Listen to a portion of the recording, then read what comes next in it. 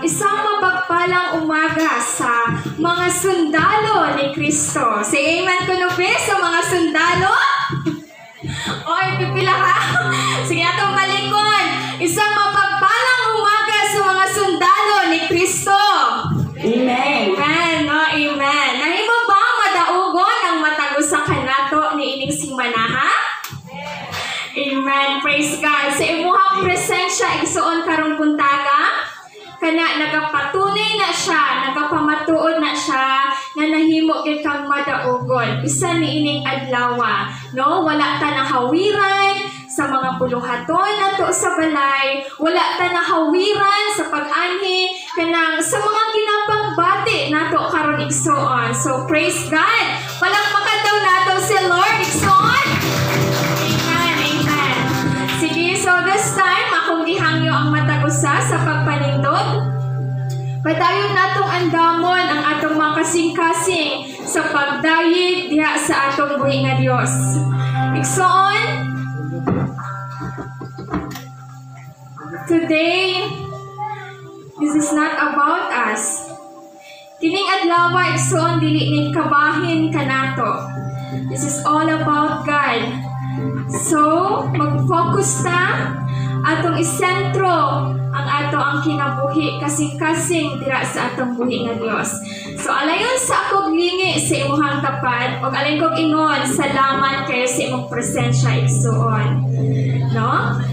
Sa imong palang pagtindog dira sa imong ginatindugan karon nakahatag na gyud ka og encouragement sa imong igsuon. No, makakita ka, wow, praise God, na imong matinud-anon sa pagsimba ang akong igsuon. So ako pod mahimo usab kong malasigon og matinud-anon sa patos sa Ginoo. This time igsuon, atong New Year, no, kay bag-o pa po atong New Year igsuon, namigyod kaayo tong akong experience, no? So di pa gaabot 12 midnight or January 1 na diyon kay ang akong gibuhat kana nakig-uban ko sa Ginoo. Nagsulat ko sa mga butang na unsa ko mga ginapasalamatan kay Lord sa tibuok tuig. Ana, no? So lami kaayo naabot ko yung mga gipang remember na mga butang, mga panghitabo nga nakapag-uol kaayo kanako. Mga panghitabo na nakapahilak maayo kanako.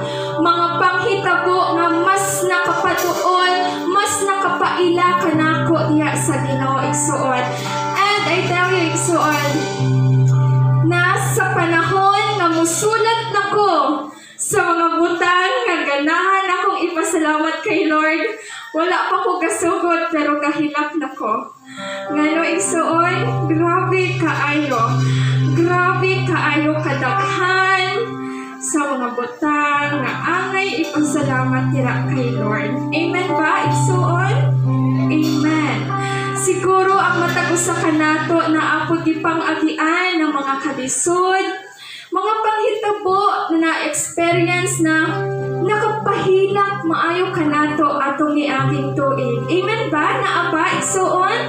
Siguro po naapon mga butang na nakapalipay maayo kanato, no? Or makalukso ta, makasyagit ta tungod sa kalipay. So this time igsuon, naa sa pulong ni Lord, unsa man ang angay natong ipasalamat dira kay Lord. Unsa man igsuon ang atong ipasalamat sa Ginoo.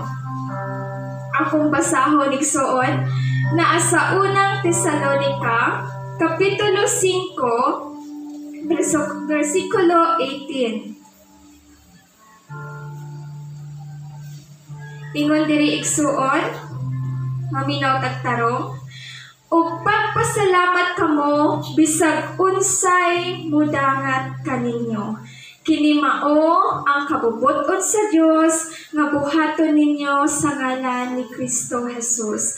Akong balikon igsuon, ug pagpasalamat kamo sa bisag unsay mudangat kaninyo.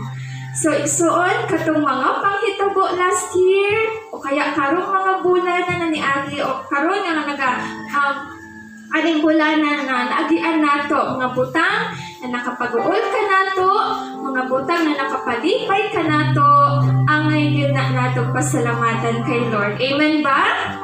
Amen ba? Amen ba? Amen. So this time, igsoon, come on. I-focus nimo imong huna-huna, imong kasing-kasing usab dira sa Ginoo. Tinguhaan na niining kabuntagon, imo siyang masimba sa espiritu o sa kamatuoran.